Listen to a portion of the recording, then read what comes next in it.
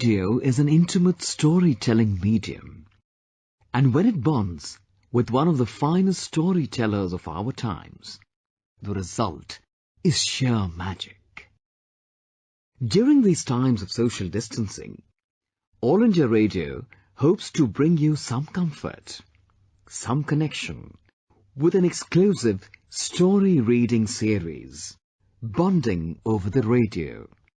Coming up is the pick of the day, voiced by the author Ruskin Bond himself.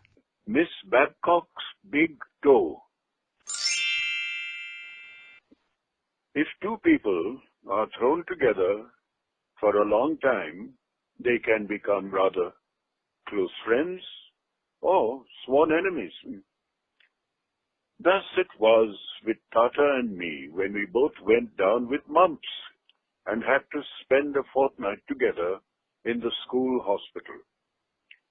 It wasn't really a hospital, just a 5-bed ward in a small cottage on the approach road to our prep school in Chotasimla. It was supervised by a retired nurse, an elderly matron called Miss Babcock, who was all but stone deaf. Miss Babcock was an able nurse, but she was a fidgety, fussy person, always dashing about from ward to dispensary to her own room, and as a result, the boys called her Miss Shuttlecock. As she couldn't hear us, she didn't mind. But her hearing difficulty did create something of a problem, both for her and for her patients.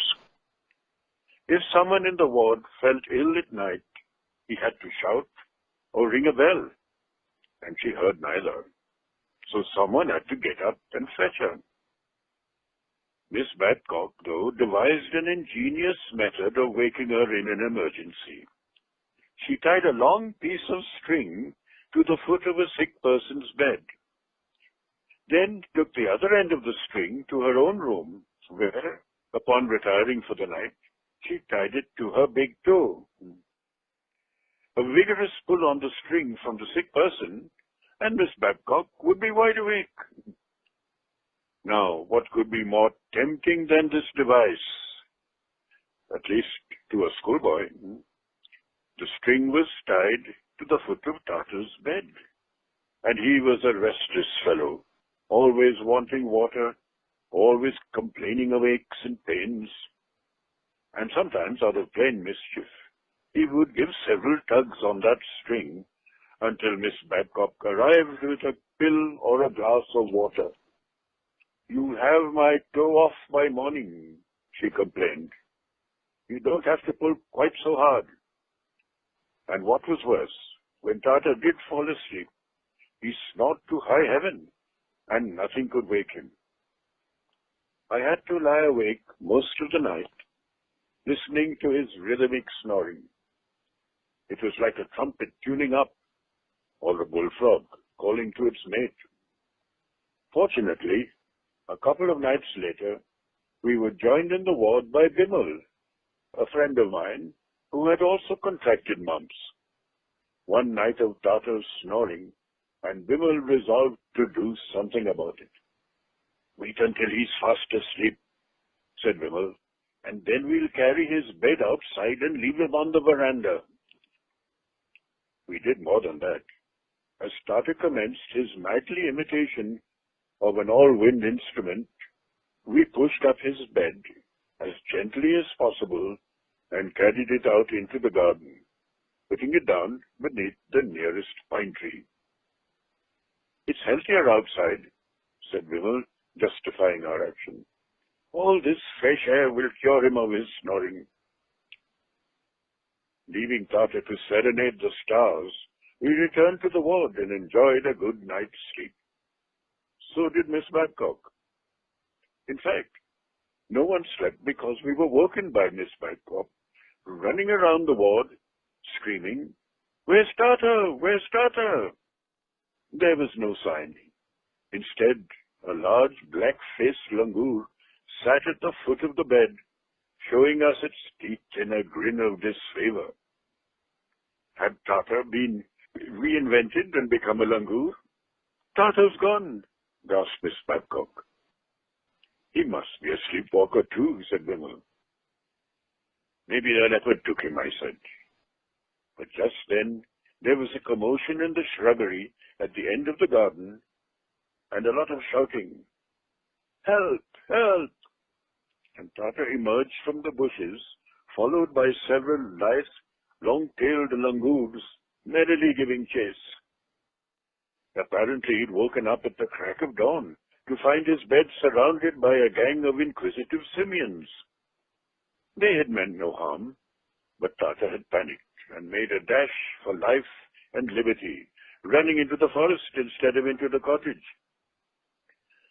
Well, we got Tata and his bed back into the ward, and Miss Babcock took his temperature and gave him a dose of salts.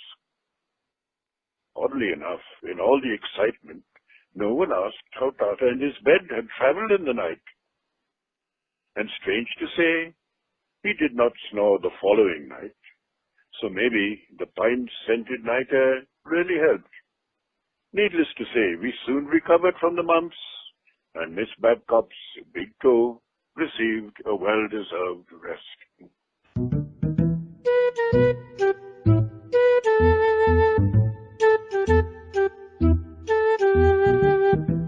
There is Payal Singh from Mumbai who addresses you as Rusty. Right. She says, I still remember my first story of yours, A Tiger in the House, though my favorite is The Night Train at Deoli. Just Right. one request, sir, if you could recite some of your wonderful poems. I'd love to. I've got a couple of short ones right here. Well, this one is called, you might remember it, it's called If Mice Could Roar. Mm-hmm. If mice could roar, and elephants soar, and trees grow up in the sky, if tigers could dine on biscuits and wine, and the fattest of men could fly, if pebbles could sing, and bells never ring, and teachers got lost in the post, if a tortoise could run, and losses be won, and bullies be buttered on toast, if a song brought a shower, and a gun grew a flower, this world would be nicer than most. I hope you liked that. I'm sure Payal would love this. Then there is young Ishita Gedia from Ahmedabad who addresses Yes. you as Dear Hip-Hop Nature Boy of Our Hearts. Yes, I did write a long poem called Hip Hop Nature Boy, and maybe she has it. Huh? So I don't have it with me at the moment, but maybe I'll find it for you. Otherwise, I can read a shorter one. She says, listening to your stories in your own voice is a most memorable experience of my life, something I'm going to cherish all my life.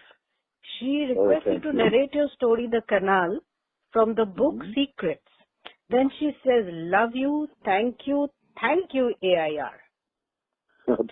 Well, we're all thanking AIR, so that's wonderful. Thank you. Then 12-year-old Gayatri from Bangalore wants to know, what made you write stories for children?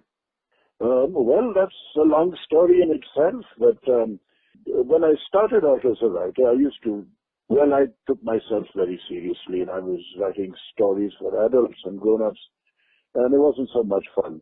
So when I got a bit older, I thought, now I'll write for people who are younger, and it was more fun. So one reason I write for children is because I enjoyed it. And also I get so many interesting responses, like just as you have written or have responded to me, so have many others. And this is something that I find happens with the children. They write back, or they get in touch, or they tell you if they like your story or if they didn't like it. And they can be very good critics too. Sometimes adults are too busy to get in touch with the writers they read. There's somehow more contact with a young reader than there is with an adult reader. At least that's what I found. In fact, the vast majority of responses coming in are from children who are then using some parents' Facebook. Yes, sometimes those and their parents might have read me when they were children. Yeah, those are also coming in. My father or my mother was a fan too. Yes. And an overwhelming number of people have written in for your birthday. So they have all wished you happy birthday in advance. Thank you so much. And this year it will be a quiet birthday at home, of course, since we're all locked down. But my granddaughter, she's there in the kitchen. She's already making a cake. So I think I'll probably go through 2 or 3 cakes before birthday comes round. Well, next time you can come and share my cake with me. Oh my God, sir, you don't know that there's an avalanche of people waiting to go to Mussoorie. You can't go by the responses.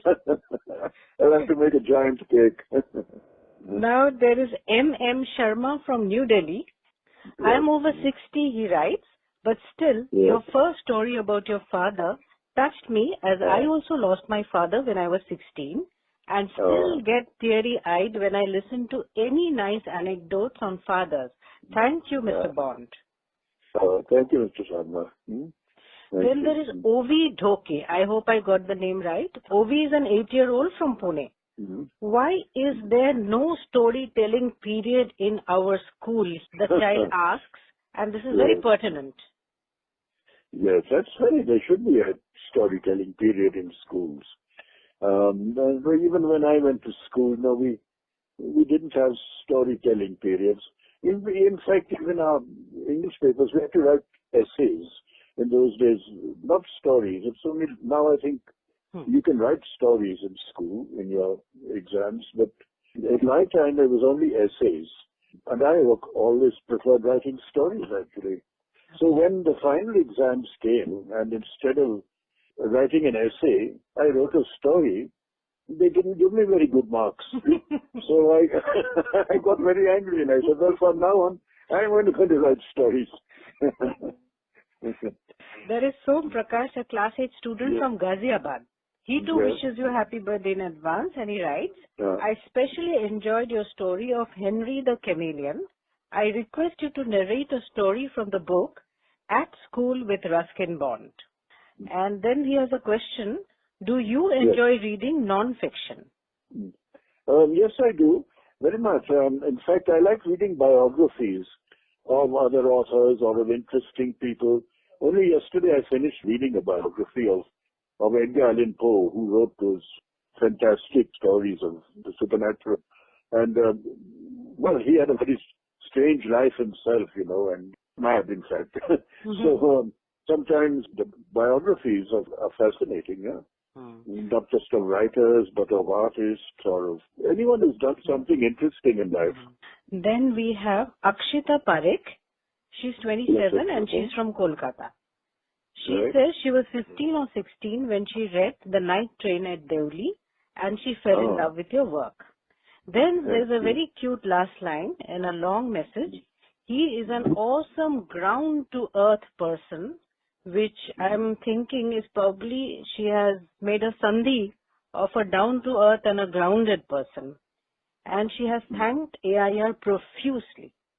And thank you for your observations. Night Train at Deoli, I think you mentioned. That's right. It's a story that people still ask me about it and I want to know what happened to the girl on the platform.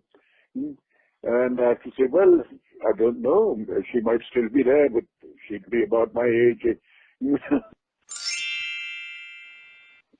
That was storyteller par excellence, Ruskin Bond, reading his hand-picked story of the day in our exclusive series, Bonding Over the Radio. A presentation of the Central English Features Unit. This came to you from the External Services Division of All India Radio.